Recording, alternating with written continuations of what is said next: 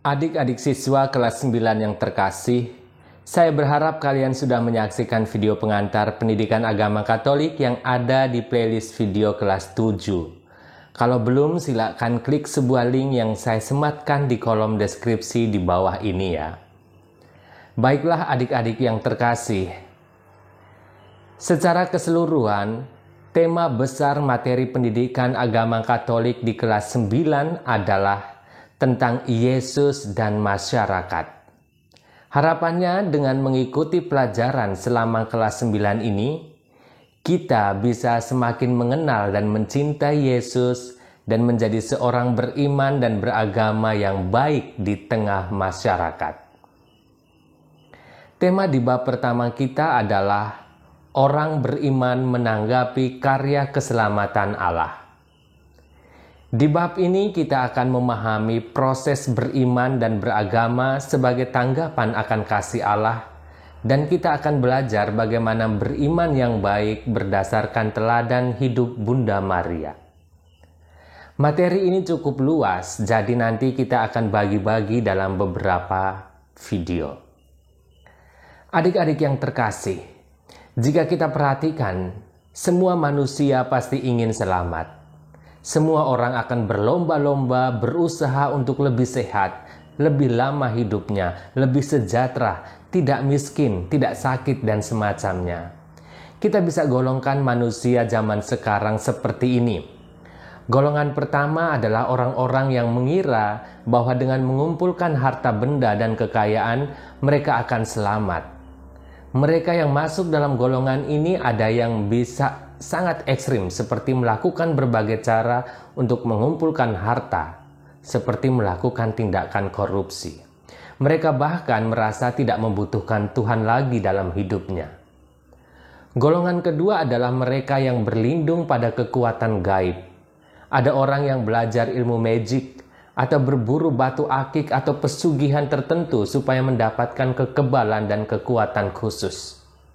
Mereka beranggapan bahwa dengan begitu mereka bisa selamat. Golongan yang ketiga adalah mereka yang menggantungkan harapannya pada kemajuan teknologi dan ilmu pengetahuan agar hidup mereka bisa lebih lama dan jika bisa akan selamanya. Pertanyaannya adalah apakah semua itu benar bisa menyelamatkan mereka? Jawabannya adalah tentu tidak, dan nyatanya memang tidak demikian.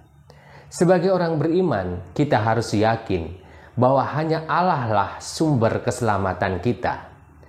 Mari kita perhatikan kutipan kitab suci berikut ini. Akulah Tuhan dan tidak ada juru selamat selain daripadaku. Yesaya bab 43 ayat 11. Tidak ada selain daripadaku, Allah yang adil dan juru selamat, tidak ada yang lain kecuali aku. Yesaya bab 45 ayat 21. Tetapi aku adalah Tuhan Allahmu sejak di tanah Mesir. Engkau tidak mengenal Allah kecuali aku, dan tidak ada juru selamat selain dari aku. Kitab Hosea bab 13 ayat 4.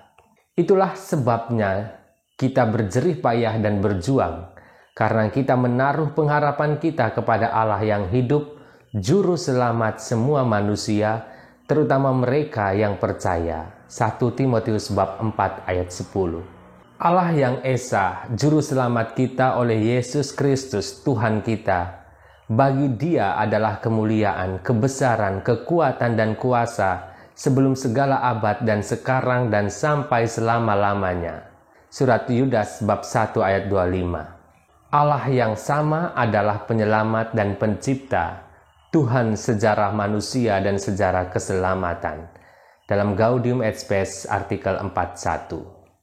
Adik-adik yang terkasih, dari beberapa kutipan teks tadi, dapat kita simpulkan bahwa Allah adalah sumber keselamatan sejati.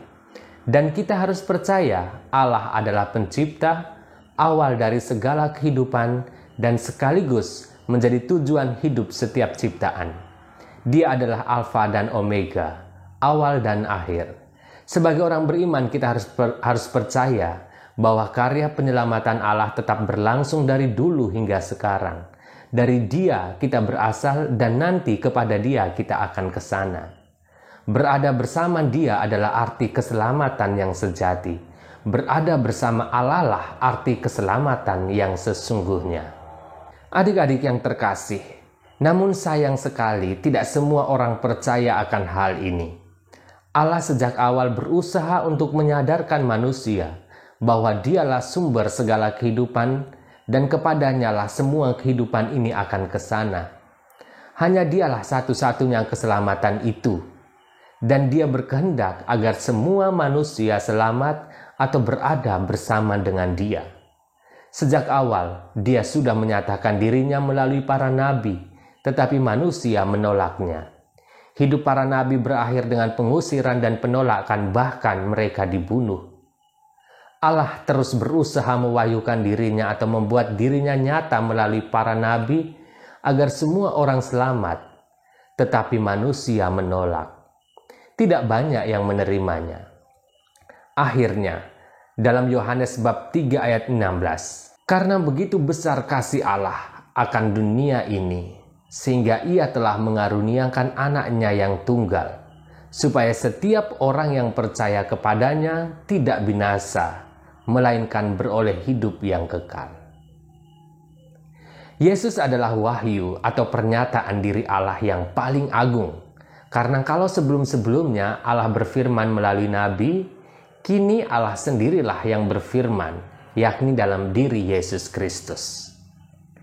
Kita dapat menjadi tanda kehadiran Allah yang menyelamatkan dengan misalnya membantu teman kita yang kesulitan dalam memahami materi pelajaran, dengan menjenguk dan mendoakan teman yang sedang sakit, dengan menyisihkan sebagian yang kita miliki untuk berbela rasa pada orang-orang yang miskin dan kepada mereka yang teraniaya dalam hidupnya. Adik-adik yang terkasih, sebelum kita mengakhiri pertemuan kita, mari kita lihat ringkasan materi kita hari ini.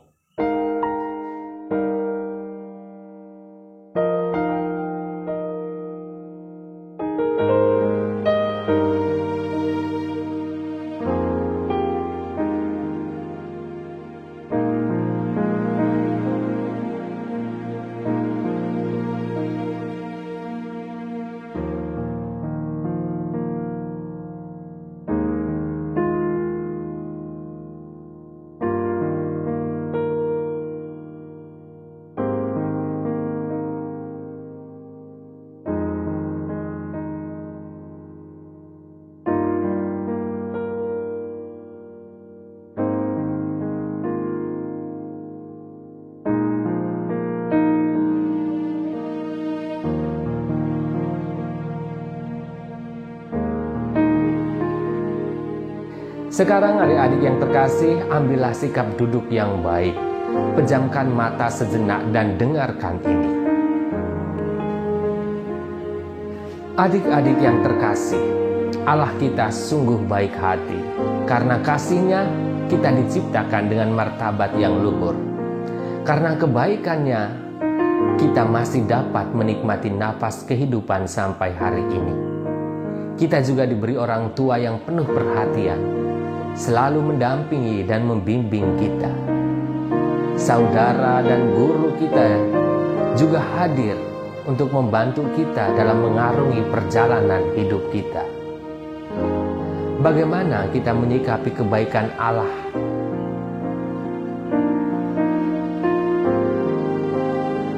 Sudahkah kita menyerahkan hidup kita pada kehendak Allah?